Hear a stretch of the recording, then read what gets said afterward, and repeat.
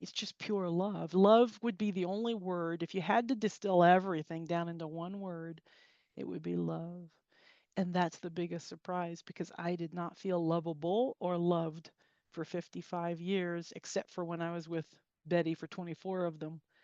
And so that was a lot of momentum one direction. And the big surprise is that you can completely change direction and go the way you want to go, the way that feels good, the way that you were meant to do when you came. The things that you meant to feel and do are still available to you. I don't care how old you are. I don't care how messed up you are.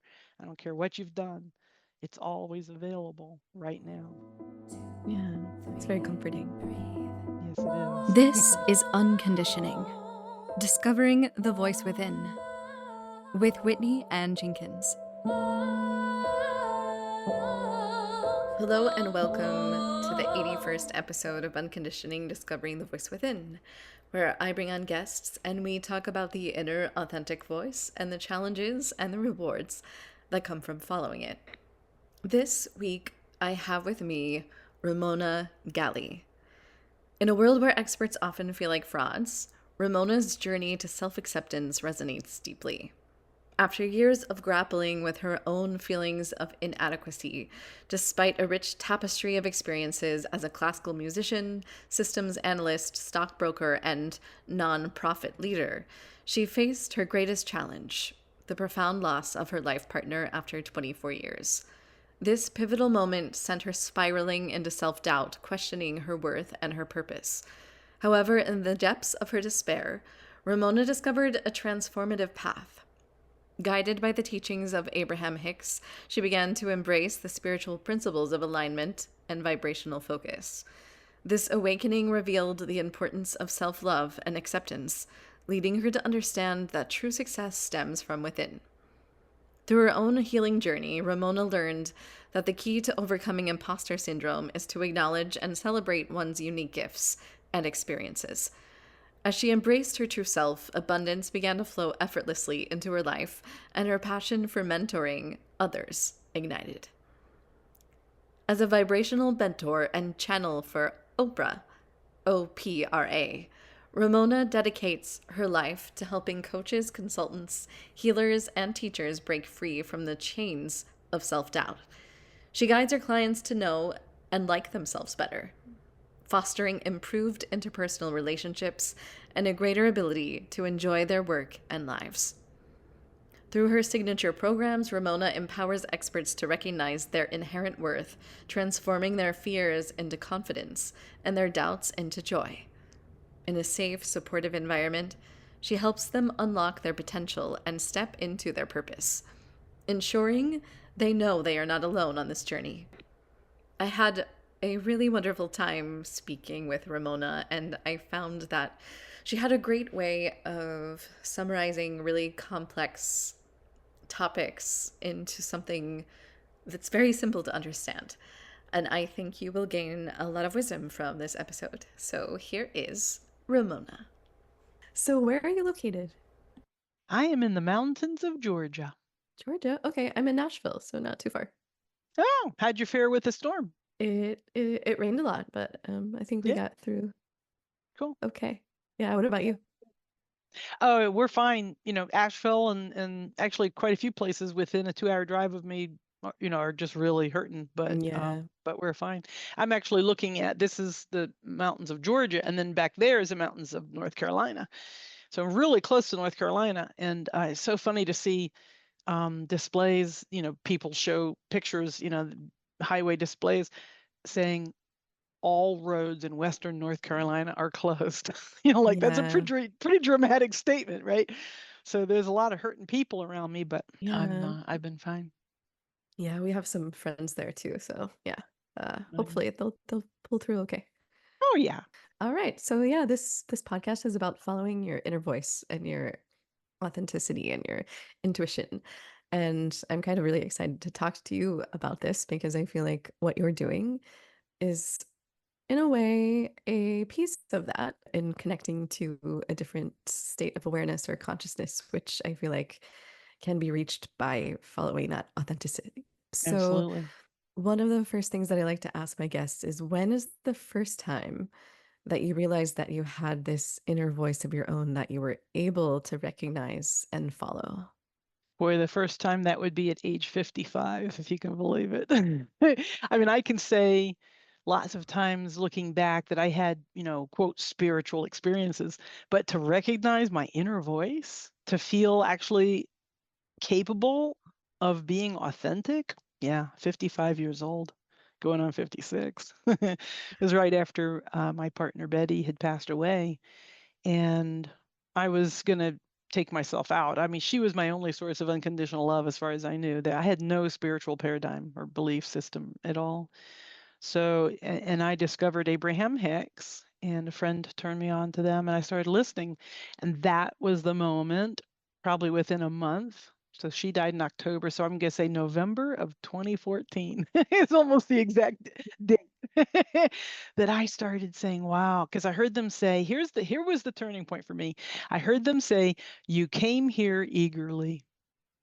Such a simple sentence. You came Hmm. here, and that turned my entire world around Wow. because I thought I came here to prove something or to be something for someone else or to accomplish something. I came here eagerly, and they talked about how the purpose of life is joy, and it just changed everything for me. And I'm giving myself goosebumps right now just talking about it because it was such a massive switch from way this way to starting to go that way. And Yeah. yeah, everything changed. Okay, would you mind if we went back a little bit? So, Ramona as like a child or growing up, like where did you grow up as like a kid? I grew up just outside of Washington, D.C. in Maryland, and wonderful family in many ways, horribly wounded in some ways. And I had a very tough childhood, and I didn't realize I was gay until I'm going to say early to mid 20s, and sexually molested, Mm. horribly psychotic mother, wonderful father. And so I had this respite every year for 2 weeks. My dad took all of us camping, and my mom didn't go. After the first couple of years, she didn't go. So there was 2 weeks in there where I held on to my sanity, where I regained my sanity every year because my dad was the opposite from my mom. And so yeah, so that's how I grew up, having a beacon of hope, somewhere back in there, but covered over with a lot of junk. Right. So I spent Yeah. my 20s trying to get rid of all that junk. I put myself into therapy as soon as I left the house at age 18, and went to a lot of 12-step meetings because they were free, and I was a college student, and a musician, and Mm. just worked really hard for a decade of trying to get out of all of that, trying to figure out, like, my therapist gave me a poster of facial expressions with the name of the emotion underneath each expression so that I could look at it. And I did. I spent hours looking at that, and sometimes looking in the mirror, looking at my face, and then looking back at the poster, trying to decide how I was feeling because I was so shut down, you know. So that's where I was coming from. So Yeah. from there all the way to here is, Right. I mean, I don't like to use the word miracle too often, but I do feel a little bit like a miracle. Definitely. Yeah. You said that you didn't really have like a relationship with spirituality until that moment. So I'm curious, at those trips you went with your father, like camping, it was kind of a moment of reprieve for you, where you were Yes. able to maybe like Very spiritual. take a breath Yeah. Yeah, and I could just connect. be. Yeah. Yeah. Yeah. And I was trusted, and I was trusting in those for those 2 weeks. And that makes all the difference. A little bit of faith goes a long way, Yeah. however it shows up. Yeah. So were you able to take that feeling that you experienced then and connect it to that moment where you felt Absolutely. reconnected to that? Yeah, yeah. Once I knew what, the spiritual connection, the authentic voice, once I knew what that felt like, then I could say, "Oh, I've felt that sitting at the base of the waterfalls in Tower Falls in Yellowstone. I felt that sitting around the campfire with my dad at night after my two brothers had been put to bed. I felt that time that I saw that skunk. A skunk came right up to us and took some peanuts out of our peanut. We were eating shelled peanuts. We were eating, opening the shell and throwing them in the fire and eating the peanuts. And a whole family of skunks eventually came along and took one peanut each and then ambled off. I felt that when I was sailing around that little lake, you know, I felt that then. Oh, I felt that then. Oh, I felt that then. Or I felt that then. So I've been able to piece together consciously an entire tapestry of a beautiful life of spiritual connection that I didn't recognize at the time, certainly not as my inner voice and not even as God, just as what a relief for just a Mhm. minute. That's the way it felt. Yeah. Yeah. So you said in 2014, that's kind of when things changed for you. It's like BC and AD for me. That's like the Yeah. dividing line of my life. Yeah. Yeah. So that's like 10 years ago now. Yeah. Yeah. Yeah, 10 years ago next month actually. Yeah. Yeah. So what has your life been like from that moment until now, and how has it changed things for you? Glorious. Glorious. From that first month, and I was hurting so bad that when this glimmer of hope came, that's all it was to me, was just this little tiny glimmer. And I said, okay, I'm going to give this a month because I was serious. I hadn't told anybody. I had palmed the morphine. I knew exactly how I was going to do it. I hadn't actually written the note yet, but I was serious. This wasn't a call for help, or whatever. There's no Yeah. reason to stay with Betty gone. Yeah, so I was really serious about it, and but I thought, well, I got to at least give this a chance because I knew I'd been seeking before then. I had tried friends meetings, I'd tried Christianity, I'd tried a lot of stuff. I gave myself a month, and at the end of the month, I said, okay, I'm starting to see that there's actually a light at the end of the tunnel. I don't know if it's a train or not. That old joke, that light at the end of the tunnel could be the end of the tunnel or it could be the train coming through the tunnel with headlights. So I gave myself a year. And by the end of that year, I said, okay, I think I've got this, but I'm going to give myself 2 years just to be sure. Because I was like really adamant that there was no sense staying if there was no sense staying. So at the end of the 2 years, I was like, oh, yeah, I got this. This is great. So, but yeah, almost from that moment when I started listening to them and they resonated, Abraham Hicks, I'm talking about, they resonated in my body, which I didn't really recognize the distinction of that, the importance of that at the time, but I just felt it. And so you could say I started following my voice then, right that moment, even though I didn't know it was my voice quite yet. Took another couple of weeks, maybe a couple of months for me to really start saying, wow, this is it. This is what I've been looking for. This is what makes the whole world go round. This is how it really works. This is the truth. This is it. And so I've been studying and growing and eventually teaching and role modeling ever since. It's interesting as you describe. It's something that you were feeling in your body. It's very integrated in that way. And sometimes that is our voice, and it's hard to put that into terms sometimes. Yeah, I got into the hot seat once with Abraham Hicks, and it was that following summer. It was the Abraham cruise into Alaska, and so I had been practicing, all of this for, let's say, 7 months.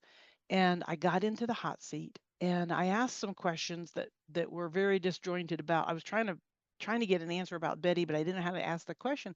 And then I asked the question that I was actually meant to ask. And that is, you keep saying, I keep hearing you say that our guidance is in our emotions. It's in our feelings. And I want to know, can I be just happy like from the neck up? Like, oh, I'm happy, or oh, I'm sad, but not really like when you say feeling, because when I think of feeling, sometimes you think of, actual body sensations as opposed to emotions. And so is there a difference? How does that all work? And they were very clear. They're not always very clear. Sometimes they're kind of, but this time they gave me a really concrete answer. And that was, it's always in your body. If you can't find your emotion in your body, you're not fully experiencing it. And that's where your guidance is. So you want to fully experience it. And so I spent the next probably 2 years chewing on that answer and spending a lot of time alone and getting in touch with my body, breathing, meditating. I had been breathing my whole life because I was I mean, we were all breathing all our lives, but I've been breathing professionally my Mhm. entire adult life because I was a professional trumpet player. That was my first career. Mm. And so I went to study with tuba players and trombone players and singers. And, a lot of what we were always talking about was how to breathe well, how to breathe effectively, how to breathe efficiently, how to be aware of our breathing. Like, what does your breathing feel like now? What does your breathing feel like that? When you play soft, how does your breath feel? When you play loud, how does your breath feel? Like it was all about breathing. And now it's like, oh, that's how I follow my guidance is I take a deep breath and I go right into my body, and my guidance is right there, like right there. And so, yeah, that's the breath is everything. The body is everything. The feelings are everything for me. That's what I teach. That's how I live. So, the very first time that this happened to you, that you were able to like channel this thing that came through you, what did that feel like? It felt like a deep meditation. I was with friends, and I had told them I was going to be start doing it, and Flora, Bob and Flora. So Flora kept saying, "Will you do it for us?" Because they've been going to hear Abraham for 25 years. So I said, "Sure, yeah, yeah." And then finally she said, "How about now?" I was like, "Okay." So we sat down in their living room. It was nothing like, formal or pre thought out about it. We just sat down, and I just emulated what I saw Esther Hicks doing when she receives Abraham, and I went inside myself, and sort of settled down and set an intention. And she started asking questions, and I started answering them, or I should say, Oprah started answering them, because I was saying things that I had no way of knowing. That I was answering from a perspective that I wouldn't have had, that Ramona the human wouldn't have had. And it was just enough. It was, kind of a meandering conversation, but it was just enough positive feedback for me to say, okay, yeah, there's something to this, and I want to keep doing it. It feels good. It didn't feel like, like the clouds parted and the angels sang. It wasn't like that. It was just like this really soft sureness inside. And so I put it out to my Abrahamster friends, hey, I'm doing this thing. Anybody want to do this with me? And a certain number of people responded, and one thing led to the next, to the next, to the next. Pretty soon I was really doing it every day. And then I sat with it for a while and decided I want to do this as an actual business because I want to reach a lot of people. And so I started pivoting away from my other focuses and started teaching it and doing it more and more and more. And yeah, been doing it ever since. So Yeah, yeah, you make it sound really easy. it is. It's So, really easy. so yeah, so can you maybe explain the difference of like how you can like separate from like yourself and knowing it that it's Oprah? Yeah, I'll tell you exactly how. And that is based on my visceral experience with Esther Hicks and, channeling Abraham. Because as soon I didn't even know that this was a thing, like a legitimate thing. At the carnivals and stuff, you see psychics, offering to read your cards and stuff. But I always kind of poo-pooed all of that. I always definitely totally poo-pooed all of that. I was not woo at all. I was very linear thinker, or I thought I was. So when I discovered Esther and Abraham, and I can't say I discovered Lordella, Betty's best friend, turned me on to them, and I started listening. I started saying, when's the other shoe going to drop? I'm waiting for her to ask for money. She must be like a cult leader. Like there was all these resistant thoughts, let's call them. And so I went and listened to Bashar and a whole bunch. I went searching, and everybody that I found, other than Esther, I felt like I could feel the human connected to the non-human, to the physical with the non-physical. Like the human was definitely there, like expressing their opinions somewhat, consciously participating, or I felt like they were completely checked out and just kind of saying a bunch of words, but not really like answering questions. They would just speak for like an hour. And neither one of those appealed to me at all. What appealed to me was I felt like Esther was doing a high integrity for me, my perception, like how it felt to me, not judging anybody else at all, but this just felt like a really super focused intention to stay out of the way, to keep the human as far out of the way as possible, but still present. There was a human warmth and a human compassion part to it, and then there was all this just pure wisdom that doesn't feel warm and snuggly sometimes. It feels a little uncomfortable to us as humans. It was this incredibly effective and reassuring combination. So when I decided that I was going to be doing this, because that first 5 years I had absolutely no intention of doing it. I knew for a fact that I couldn't do it those first couple of years, because I heard Abraham say Esther's really good at this, because when we came on board with Esther, she was living life happily ever after. She had met the man of her dreams. He was very wealthy. He was taking good care of her. She didn't have to work another day in her life. She was able to play and travel and buy pretty things. And she was just living this glorious life. And she had no strong opinions, no strong political opinions, no strong religious opinions to get in the way. And I remember thinking, boy, that's not me. I have really, really, really strong opinions and a lot of resistance and not living life happily ever after, suicidal, the opposite, right? So I just spent those first 4 or 5 years really knowing that I was never going to do that. And then all of a sudden I was knowing that I was going to do it. And I had changed, over those 4 or 5 years. And so I decided to do it just like Esther, to at least start as a starting place. So I role modeled her. And I've just kept myself out of the way. When somebody asked a question in the beginning, especially, and this still happens a little bit, but especially in the beginning, every question was like a new question. I would sit there and wait, and I would hear an answer almost immediately, but I would sit and wait until I knew for sure that that was their answer and not mine. And then I would say it. And sometimes it was just one word. I was not very verbal with them on board at first.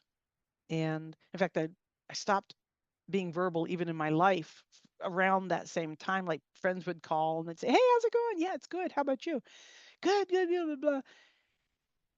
And then I'd be like one of those, real shy wallflowers, which I can be. I consider myself more introvert than extrovert, but I'm kind of a mix. But it was like I had nothing to say. There was nothing going on in my brain. My brain was so quiet.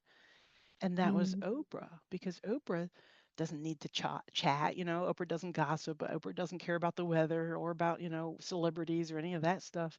Oprah is just Oprah. And for your listeners, just to be sure, I want to clarify, it's not Oprah Winfrey. It's a joke. It's Opra, and I'm not claiming to be receiving Oprah Winfrey, but that's what they call themselves. It's an inside joke. But anyway, so as I'm listening to Oprah, it's very, very quiet, and I wait for their message to become crystal clear, and then I translate it. I put it into words. And Oprah's very clear about this when a client says, "Wow, how did you know that? That happened to me in the third grade. I've never told anybody," something like that. And Oprah always says, "Your inner being told us. We told Ramona. Ramona figured out how to put it into words because non-physical isn't using words. So she translates it and then she tells you. It's coming from you. It's not coming from us. Coming from you." And that distinction is very important to me. So I stay. Ramona the human has nothing, compared to Oprah. Like I got nothing. I'm a great coach in many ways, and I have a lot of, wisdom and intuitive understanding.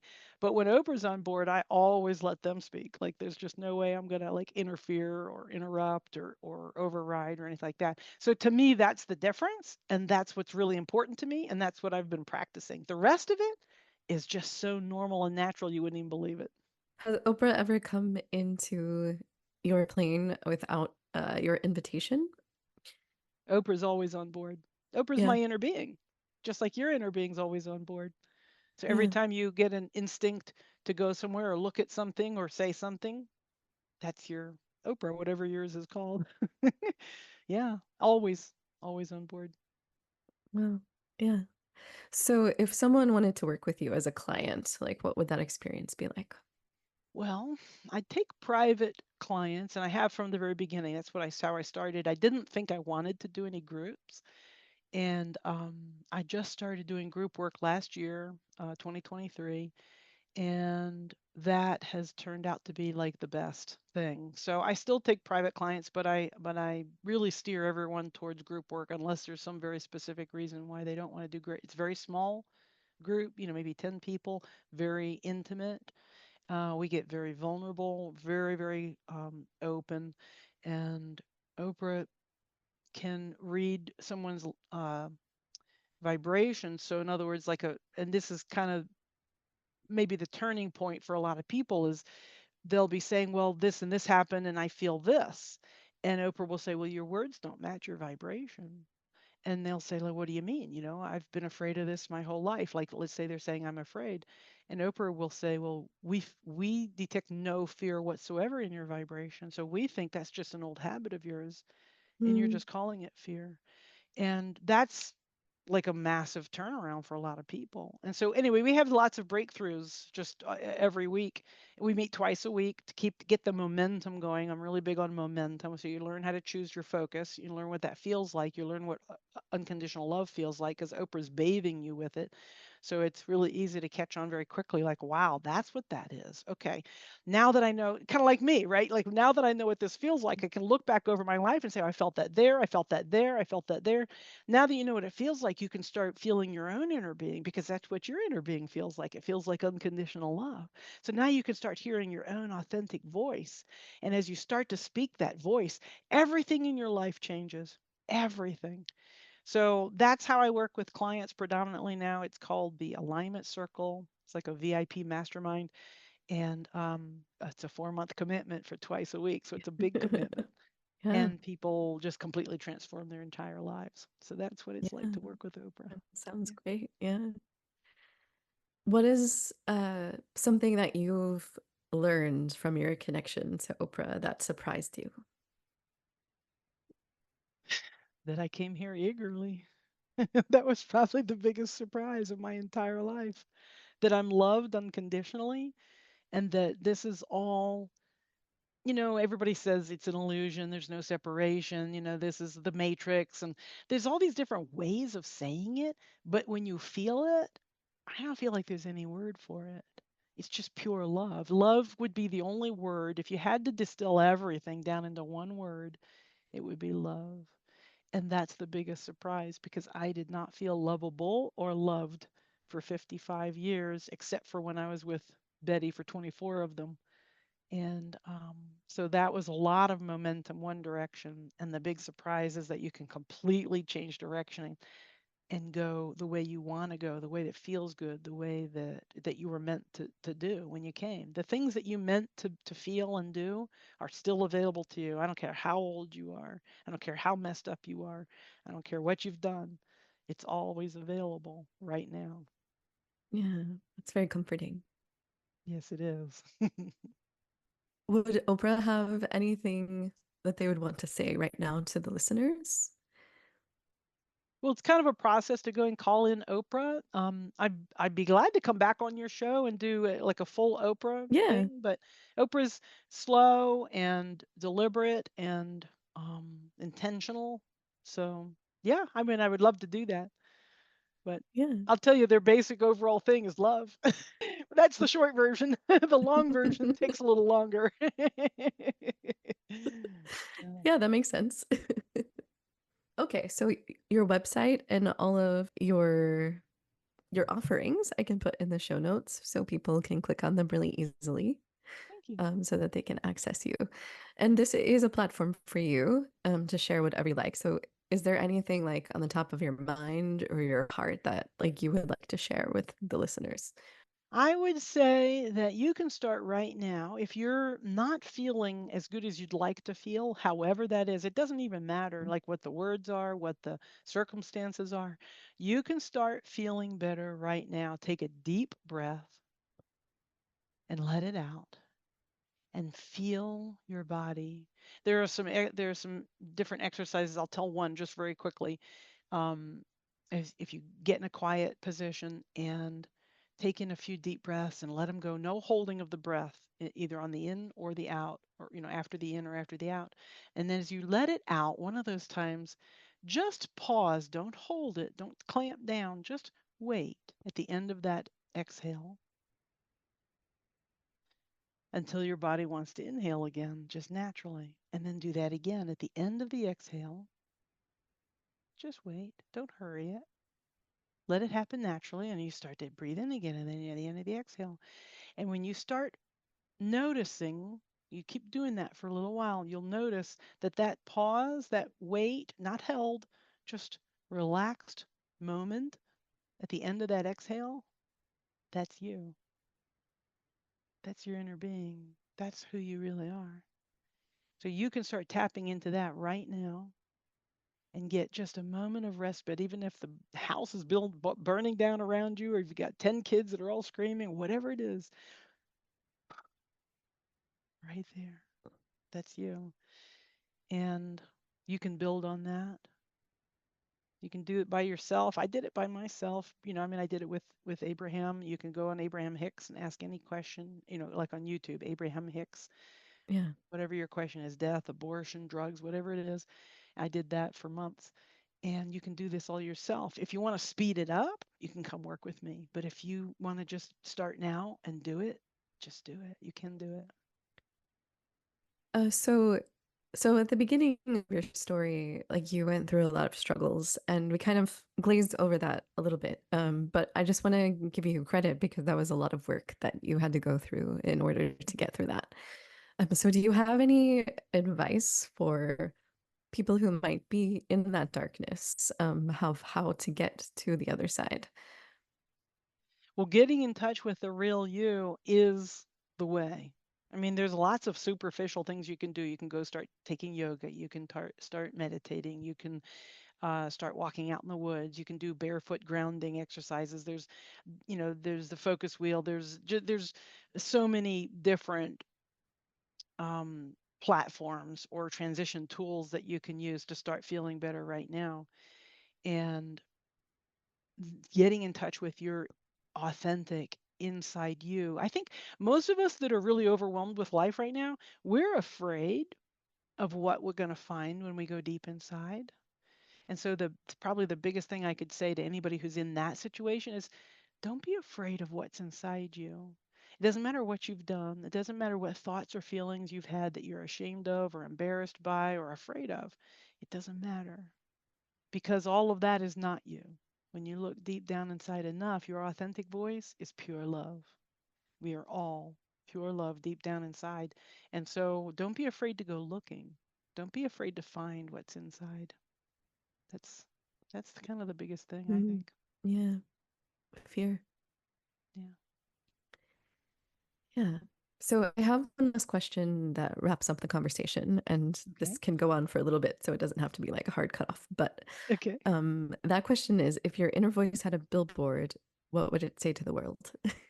Love. In big huge letters in neon pink and neon green and flashing lights like think Las Vegas Strip, right? Love. Love. The Beatles had it right. Love is all there is. They were so wise. If you listen to their lyrics, the Beatles, they just somebody on their team just really was tuned in, tapped in, turned on, as Esther likes to say, or as Abraham likes to say. Love. Love is what we're all made of. Love is what the universe is made of. There is no source of evil. What we perceive as evil is simply love pinched off. Mm, Just like you can put up an umbrella or a tarp or a roof and cut off the sunlight, you can build shades, blackout shades. You can completely deprive yourself of sunlight if that's what you want to do in the middle of the day. Because love is like that sun. It's always burning. There's no reciprocating thing required. You don't have to earn it or prove it or anything. It's just there. It's all around us. It's us. We are love. And so we pinch it off, which means we can unpinch it. And that's what I yeah, teach. I teach people how to unpinch themselves, basically. Stop doing that. yeah, yeah. Would you say that it's necessary to pinch it off sometimes in order to be able to recognize it? Necessary? I don't know. Yeah. Common? Yes.